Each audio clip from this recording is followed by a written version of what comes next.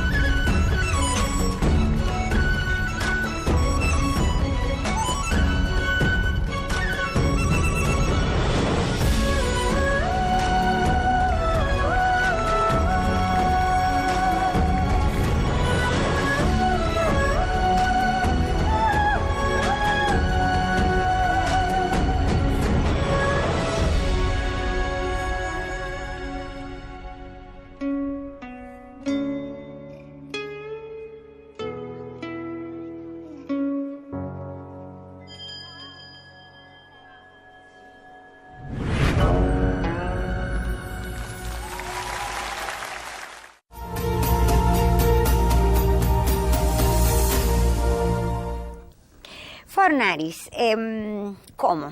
Ese arte asiático, tú aseguras que está en nuestro país, en diferentes instituciones. ¿Cuáles son las instituciones que para ti tienen, digamos que el arte asiático más valioso de nuestro país, que está en nuestro país? Yo creo que hay varios espacios con características diferentes.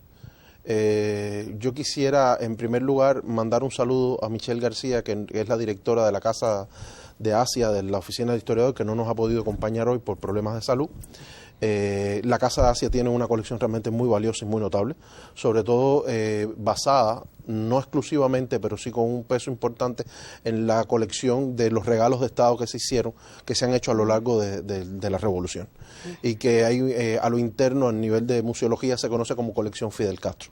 No es que el comandante haya sido un coleccionista per se, sino que recibía regalos de Estado que en un momento los puso a disposición de la oficina del historiador, y bueno, la Casa de Arte la Casa de Asia tiene una importante parte de esa colección.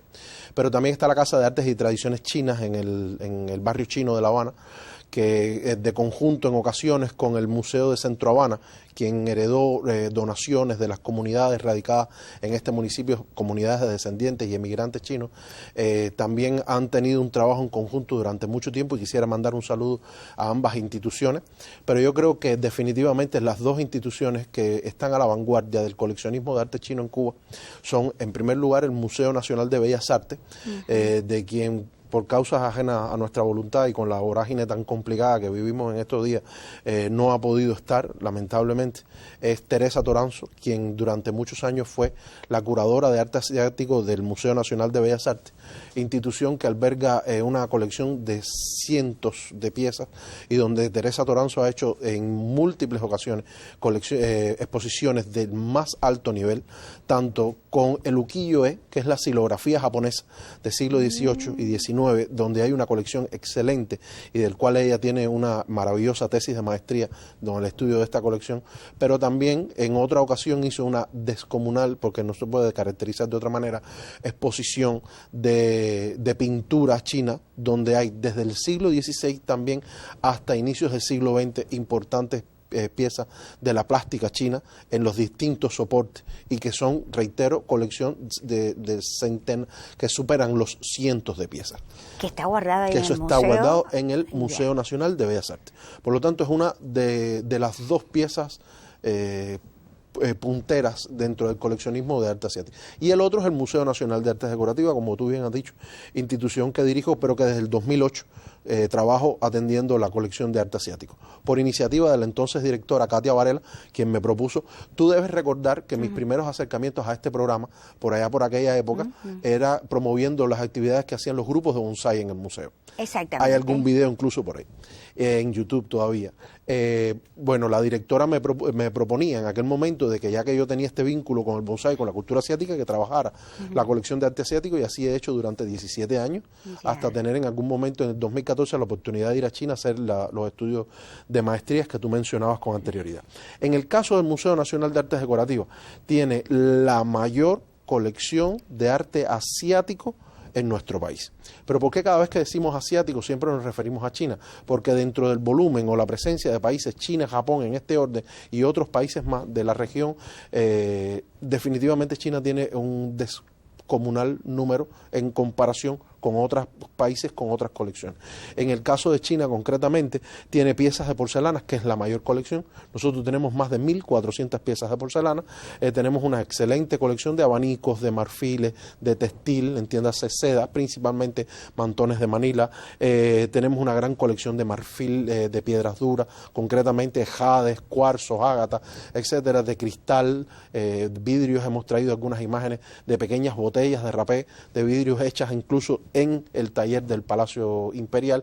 Es decir, realmente tenemos una colección de primer nivel, y yo diría que, a grosso modo, este sería el recorrido de las principales instituciones que en nuestro país exhiben y preservan y trabajan hoy el arte asiático. Ya. Ha pasado también al gusto popular.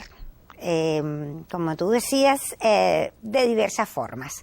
¿Qué criterios tienes como especialista a ese gusto popular y esa, no sé si es manufactura o forma industrial que hay de reproducir figuras, vajillas, con elementos chineses, puede decir de China o de Japón, que a las personas les gustan? Incluso hay unas muñecas preciosas que tienen una carita así de China, no sé si serán de verdad, así que han ido pasando de familia en familia con un cuerpo. El cuerpo no es solo la carita.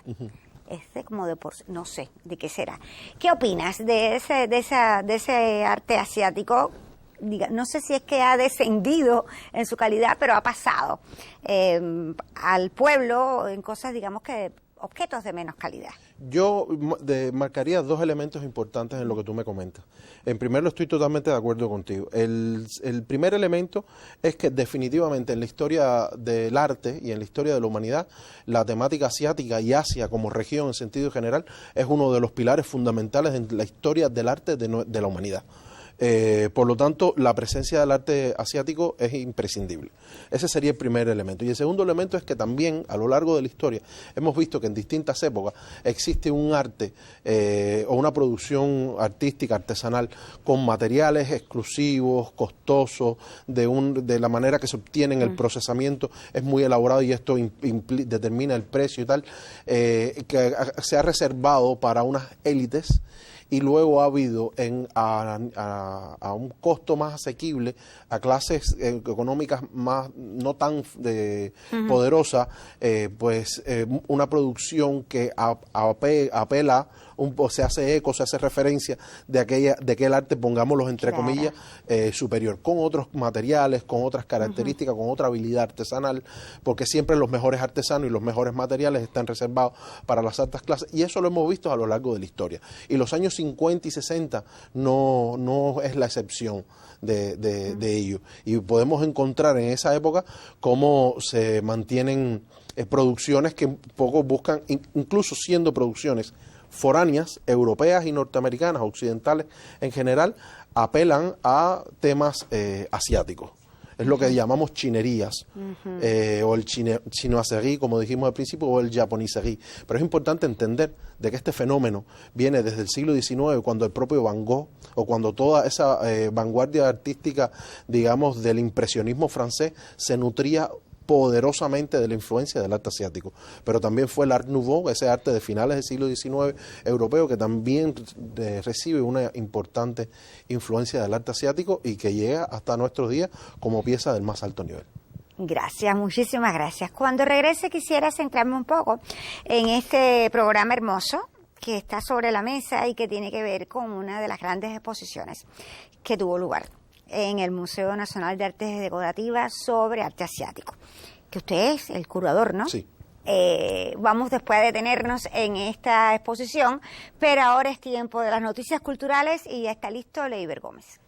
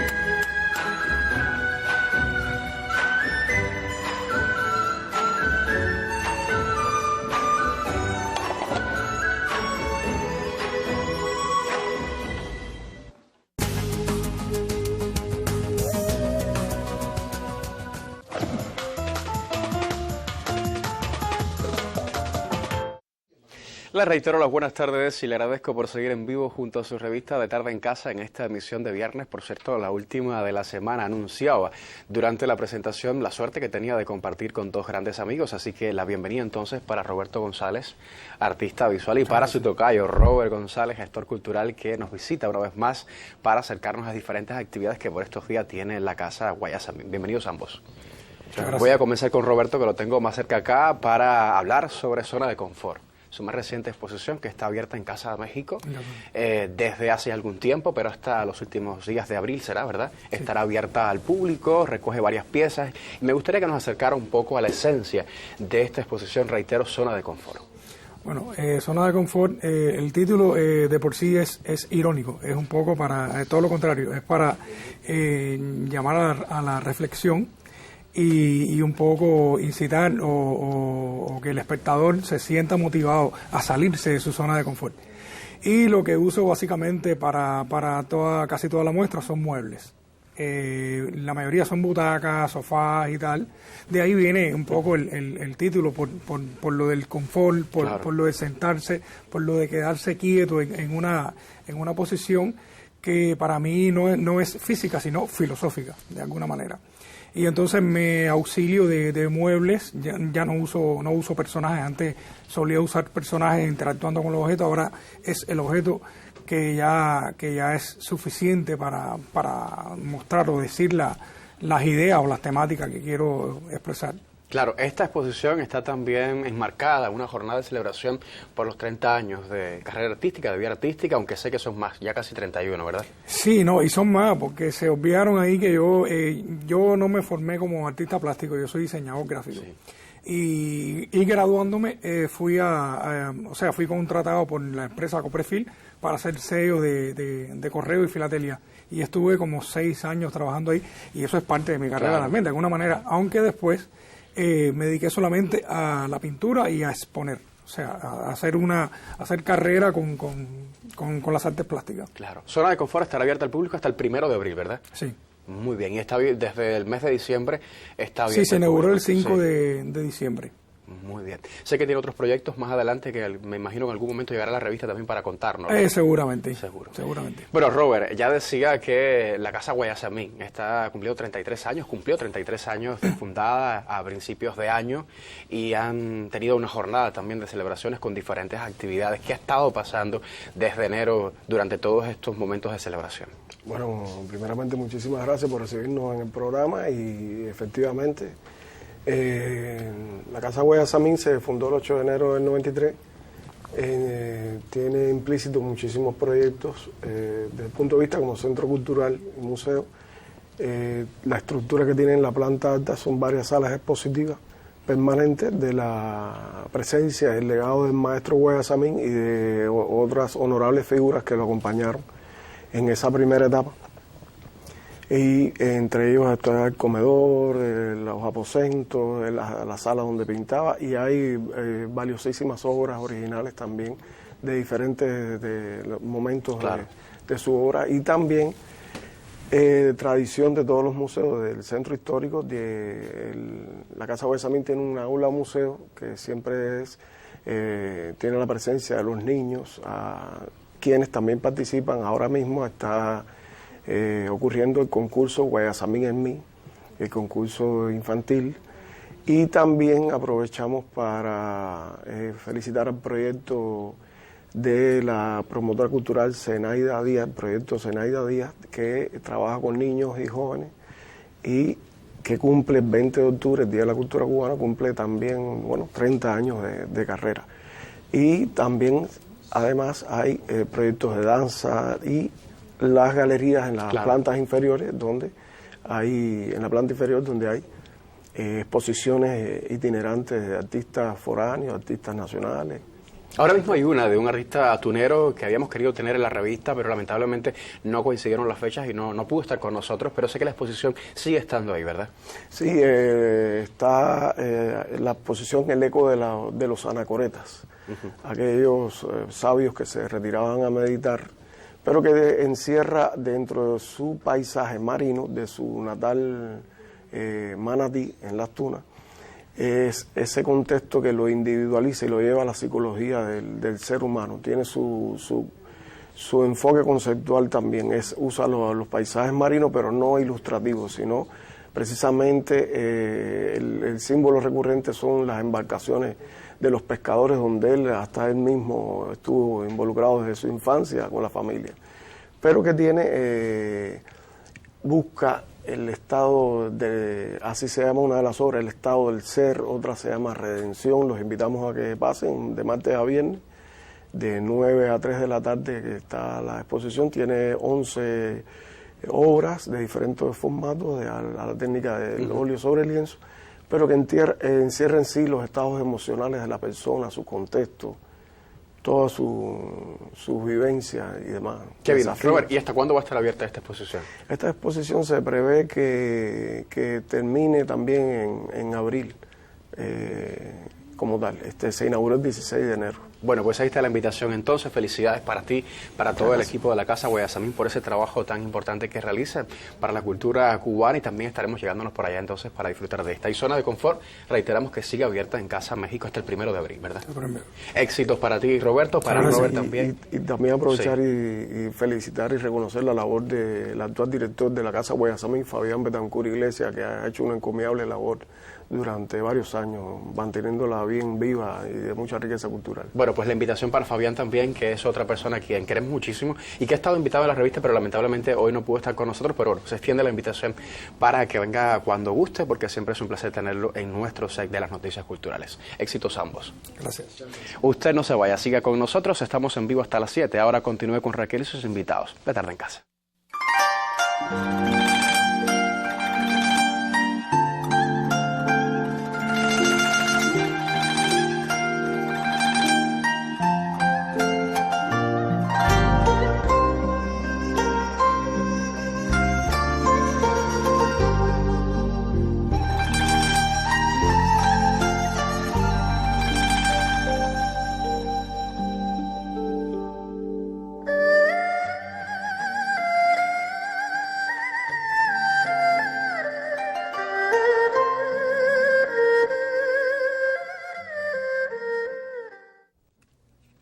Bueno, pues aquí estoy extasiada con este programa. No me perdono no haber estado el 29 de enero en tu museo, que invitada estuve.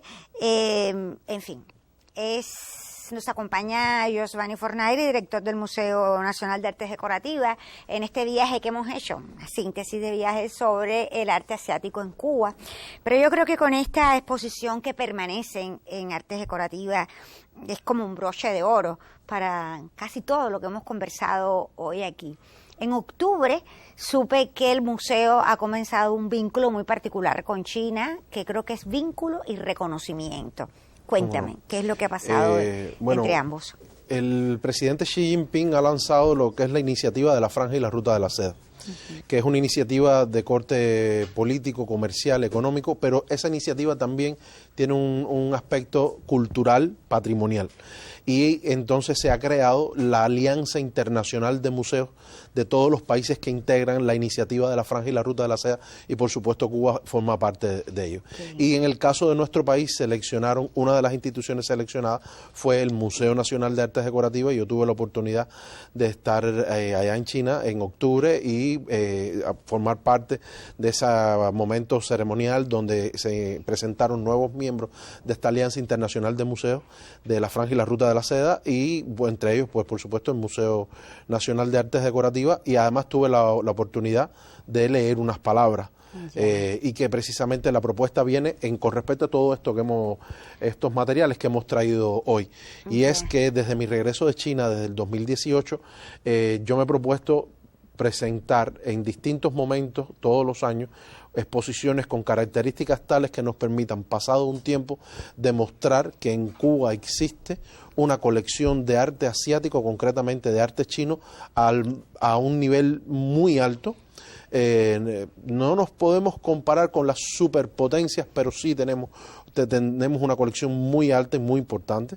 Y entonces la propuesta que yo presenté en ese espacio fue la posibilidad de crear un centro de interpretación del patrimonio, en este caso de los vínculos entre Cuba y China, porque no es solamente la colección de arte chino que tenemos, sino también la migración china, los aportes antropológicos chinos a Cuba, las contribuciones de los emigrantes y los descendientes chinos en los distintos momentos y periodos históricos y gestas en nuestro país, y por lo tanto yo creo que ahí hay un proyecto interesante que ojalá un día podamos materializar. De momento lo presentamos, Cuba forma parte de esta alianza y realmente fue muy, muy bien recibido. Claro que se va a lograr y se va a materializar, como muchas otras acciones que has encabezado, y que cuando uno ve, por ejemplo, que a mí me llamó mucho la atención, bueno, las personas que participaron en apoyar esta exposición Susurros de Arcilla, Porcelanas Chinas, en el alma cubana, me encanta el título, está la embajada de China en Cuba, e incluso hay algo que me fascinó, porque este es el año del caballo, y ya tu catálogo está dedicado a al feliz año chino del caballo, y ese detalle no faltó. ¿Tú crees que eso le dio salud y éxito a la exposición? Bueno, para quienes creen, mis respetos, y bueno, pues ¿por qué no? Yo creo que es el trabajo de todo un equipo, que es el Museo de Arte Decorativo. Lo sé.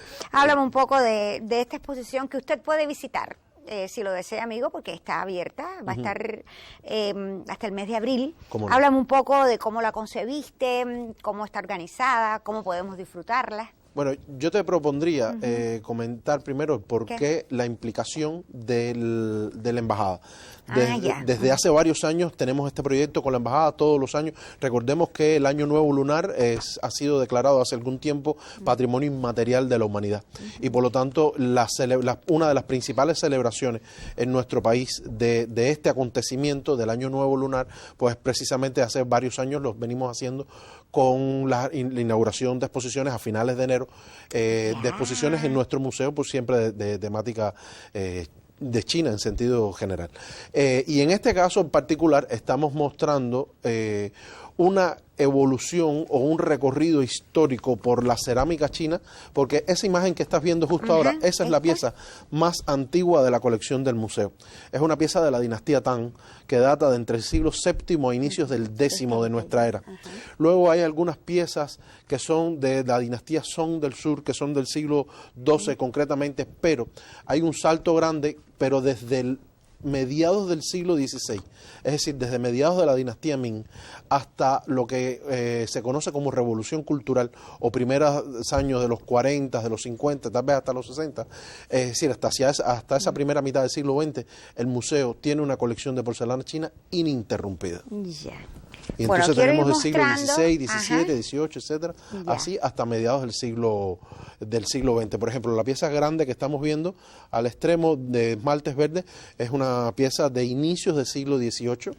A mí me parece muy moderna la parte de arriba. Sí, es inquietante. ¿Sí, Es inquietante. Sí. Esta parte de aquí arriba, eso es inquietante. ¿Cómo no? En cambio, la pieza amarilla tiene la presencia en algunos decorados con esmaltes rosados, que es un esmalte que los chinos nunca crean y que le es exportado desde Inglaterra, y ellos, bueno, la utilizan en muchas variaciones, y así hay todo un recorrido. Si la memoria no me falla, creo que en sala hay 50 piezas en exhibición, y hemos logrado traer al catálogo cerca de una veintena. Que nos muestra, por ejemplo, esta del extremo, esta roja, es la muy codiciada porcelana Sangre de Toro, pero concretamente ella es de segunda mitad del siglo XVIII.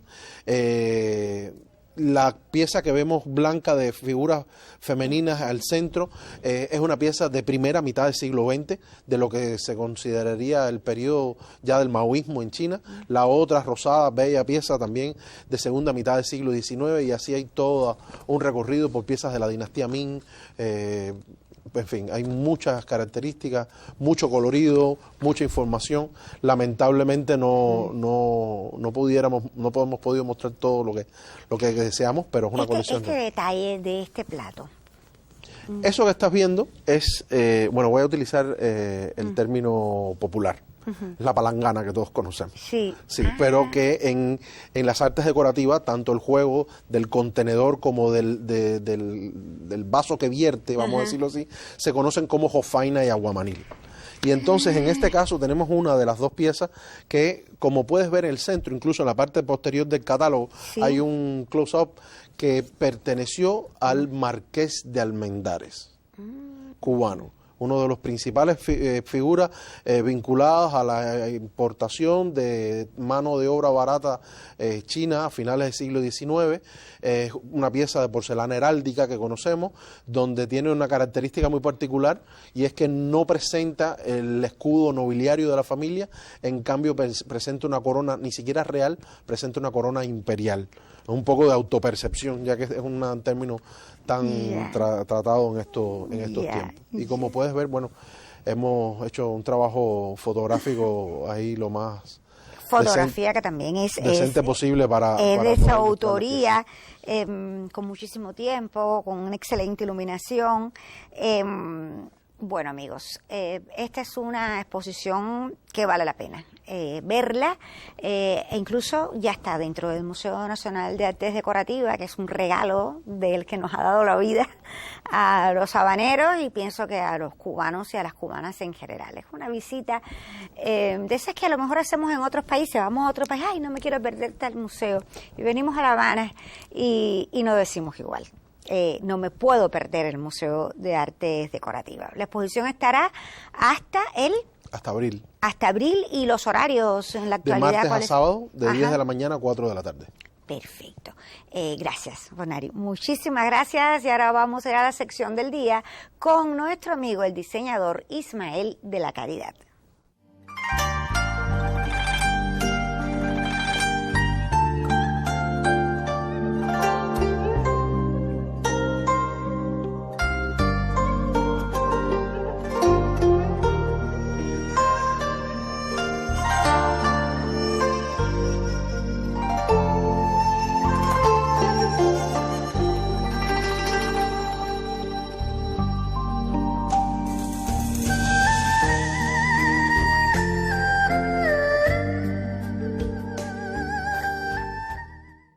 Ya saben, mis buenos amigos, que entre los hobbies de Ismael de la Caridad, que ya lo conoce usted perfectamente, está coleccionar. Y cuando le dije que íbamos a hablar, bueno, ¿tienes algo asiático? Me dijo, sí, también tengo, pero ya veo que vienes con kimono y todo. Bueno, yo no sabía que yo tenía tantas cosas asiáticas hasta que empecé a buscar cosas para el programa. Mira, por ejemplo, este kimono que tengo puesto, que es una preciosidad, es un regalo de Zaida del Río. Me lo trajo, un regalo que Zaida me hizo. ¿Lo regalo. trajo? Es precioso, es en seda, que estaban hablando de la seda, que es muy apreciada, la seda china. Pero bueno, la sección la voy a dividir como en dos partes. Esta es la parte de acá, son cosas que en todas las casas cubanas casi siempre hay tipo de cosas que traje aquí. Y tengo otras cosas que he dedicado más a la materia de los textiles, que es mi especialidad. Ya, bueno, aquí... Mira, aquí veremos, mira, esta cajita que tenemos aquí es una cajita de bambú, que es hecho en bambú y pintada a mano. Es una cosa muy simple, muy sencilla, pero es un joyerito, que es algo que en cualquier casa lo podemos tener. Esta otra cajita que tenemos aquí es una preciosidad porque es tallada a bajo relieve y alto relieve. Y entonces es una cosa espectacular, maravillosa. Que lleva contigo mucho tiempo. Lleva conmigo siglos, me la regalaron hace más de 30 años. Y bueno, aquí tenemos los buditas, que son, tú sabes, este por ejemplo es de jade rosado, es muy antiguo, es un regalo que me hicieron hace muchísimos años. Estos que son también buditas, que son en marfil, y hueso y marfil. Sí, la gente tiene budita porque dice que le da suerte. Que dan suerte, entonces todos los cubanos, casi todos los cubanos tienen eso que le da suerte. Y este elefantico, que me lo regaló mi mamá, que lo trajeron de China, y entonces me lo regaló mi mamá. ¿Y eso que está delante, qué cosa es? Bueno, mira, esto es una boquilla para que se usó mucho en los años 40, aquí en Cuba se utilizaron mucho, y es en marfil y clopsoné. No sé si será de la época, pero yo la tengo hace muchos años. Y mira, estas máscaras que tenemos aquí son muy graciosas. Igual se pusieron de moda, bueno, porque... para colgar en la pared. Para colgar en la pared, son para colgar en la pared, se pusieron muy de moda en la decoración de nosotros los cubanos. Y bueno, y el jade. Esta, por ejemplo... ¿Se cayó el de jade? No, esto es marfilina. Es un polvo que se hace a partir del marfil, pero es algo ya como de los años 70. Se puso de moda aquí en Cuba, no sé de qué forma, hubo un intercambio cultural y vinieron este tipo de piezas. Y bueno, el juego de té, que es una cosa muy apreciada por nosotros los cubanos. Nosotros nos gusta el café, pero nos gusta el té también. Y entonces esta tiene la peculiaridad, como hablabas ahorita, de que casualmente tiene esto. Bueno, no sé si la cámara lo podrá tomar. Cógelo por una Tienen una cara de una china. Tiene que darle la luz. A ver. Sí, tiene la cara de una china. ¿Se ve? ¿Se puede ver? Ahí. Se ve más o menos ahí, sí, se ve bastante. Si lo pones a la luz. Si lo pones a la luz se ve. Se ve la carita de la china. Y es son piezas muy apreciadas. Estas los compré increíblemente. Yo las compré en Italia porque yo necesitaba tener un juego de té. Ya. y voy a Italia. Pero no pesa nada. No pesa nada porque son es una magistral porcelana, es una cosa espectacular. Bueno, entonces, mira, este abanico es un abanico que tiene ahora un diseño, ¿no ves? Como asiático, ¿no? También igual. Le pertenece a Rosita Fornés y lo utilizó Rosita Fornés en varias películas. Por ejemplo, en Plácido utilizó el abanico espérate, este abanico me lo regalaron porque saben que, mira, es un abanico como de cartera. Y entonces él se puede, mira qué simpático, es un fuelle, y entonces lo puedes llevar en la cartera o en el bolsillo, en un momento de un calor, tú lo puedes utilizar. Y es chino, es inspirado. Inspirado en las piezas estas. Mira, que tenemos el mantón de Manila, que este mantón de Manila, se utiliza mucho en lo que es los trajes típicos de España, pero es de Manila originalmente. La historia tiene historia, pero bueno, yo no estoy... Entonces, es precioso. Este es precioso porque este tiene pájaros, frutas, flores. Es muy antiguo, debe tener más de 200 años, debe tener este mantón. Le perteneció a Rosita también, por eso lo traje. Fue como el que ella hacía la verbena de la paloma. Muchísimos años, era su preferido. Ella tenía tres, tenía uno negro, tenía este y tenía uno en blanco. En blanco, tonos beige. Y entonces estas sombrillas que son muy apreciadas, son en seda, pintada a mano y después bordadas. Y entonces son muy apreciadas, de veras. Míralo, y de madera. Las tengo, sí, es madera, es bambú. Y entonces tiene todo su mecanismo, ¿no? Se abre y se cierra perfecto. Y entonces esta, que es muy simpática, esta que es muy especial, porque es de la primera Madame Butterfly que se hizo en Cuba. Se utilizó esto, y entonces es pintado a mano, que es muy lindo, en seda, siempre en seda. Y es increíble que podamos todavía tener estas cosas, ¿no? Mira el manguito de ella, es pintado también a mano. Y es una cosa, vaya, estas son cosas que cuando las abro me da mucha alegría. Siempre esta cultura asiática, siempre tú sabes que le da una cosa enigmática pero alegre. Y le trae recuerdos también de la familia. Hay quien va llevando de generación en generación ese adorno chinés, que tenía la abuela, que tenía mamá y todo el mundo. Bueno, pero es que eso no tiene que ver con el minimalismo, ni con la casa, ni con los muebles. Pero era de la familia. Y esos recuerdos son fabulosos. Mira, mucho en decoración se usan los mantones de Manila. Se usa mucho sobre el piano, por ejemplo. Eso es muy cubano. Sobre el piano o sobre un sofá. Te ponían el mantón de Manila, los muebles de medallón de colonial cubano, te ponían el mantón de Manila y era algo bien cubano, Y de verdad que estas cosas son tan bonitas, de verdad que pasan el tiempo y siguen siendo actuales, porque ¿quién no le gusta tomarse un té en un juego tan bello? Y ahí está la zarzuela, ¿dónde vas con mantón de Manila? ¿Dónde vas con vestido chinés?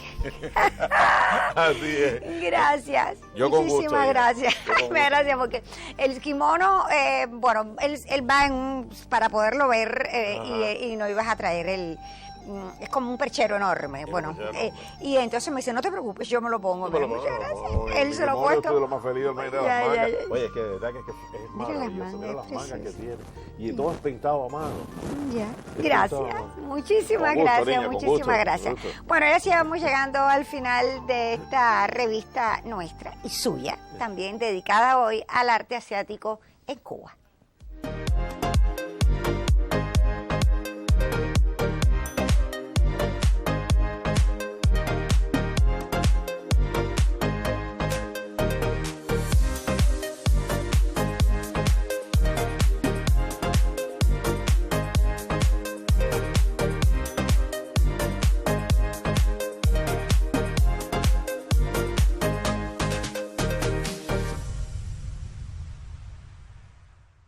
Listo, Raquel, para compartir algunos saludos y felicitaciones. Quiero saludar a Joel Rodríguez Alfonso, fiel televidente que reportaba sintonía a través de nuestras redes sociales desde muy temprano. Joel, un abrazo para ti. También Marianela Pérez Gomar, otra gran amiga, dice que le gusta mucho el espacio, al igual que Eladio Álvarez, quien reporta sintonía desde muy temprano. Víctor Cruz también nos escribe. Maida Obregón también lo hace. Ela Jerez es de las buenas amigas que también siempre nos escribe, al igual que Serafina Ramos. Serafina, un beso grande para usted y todo nuestro cariño. María Salgado Delgado también dice que nos está viendo, así que el beso grande para ella. Remigia Ponte reportaba sintonía desde muy temprano. Liduvina Becerra, otra de las fieles seguidoras que nunca pues se pierde ninguna de las emisiones del programa. Xiomara Castro también reportaba sintonía, al igual que Migdalia Prieto y Delia Castillo. Son muchos los buenos amigos que siempre nos escriben para dejarnos muchas bendiciones y cosas bonitas, así que el agradecimiento para ellos. Bueno, pues gracias a todos. Hay anécdotas que nos han mandado de muñecas chinas, de tetera china, dice Irene Hernández de Novedado, que no sabe si es auténtica o no, pero que le trae muchos recuerdos y que solo ella la limpia y la toca. La entiendo, Irene. Hay ciertas cosas que para uno son muy significativas y uno es quien las limpia. Gracias. Gracias a todos. Gracias a ti también, mi niño. Nos vemos mañana. No, el lunes. Ya el lunes. Mañana vamos a descansar. Ay, ¿verdad que sí? Lunes a las 6 en punto, que aquí para hacerle útil lo tenemos todo. O casi todo. Buenas noches.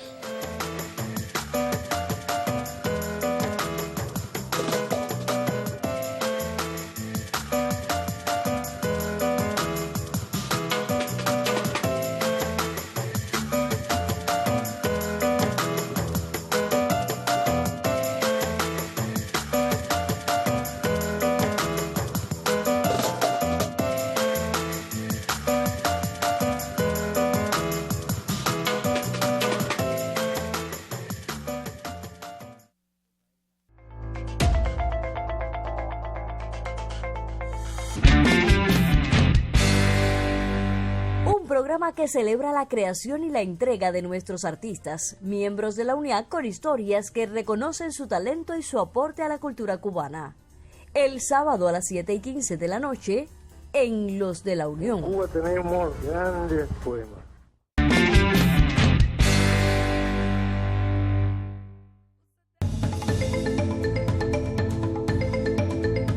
El dengue es una enfermedad viral aguda transmitida por la picada del mosquito Aedes aegypti infectado previamente. Sintomatología.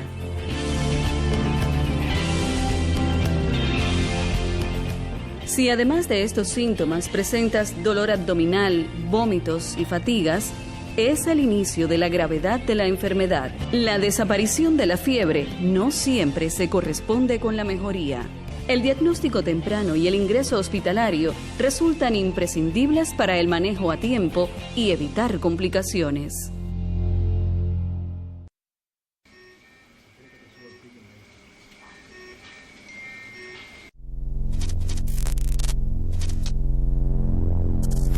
Yo vengo de San Antonio de los Baños, provincia de Tevice, a 35 kilómetros de aquí del clínico. Me traslado en un taxi que me recoge en mi casa, me espera y me lleva hacia mi casa nuevamente.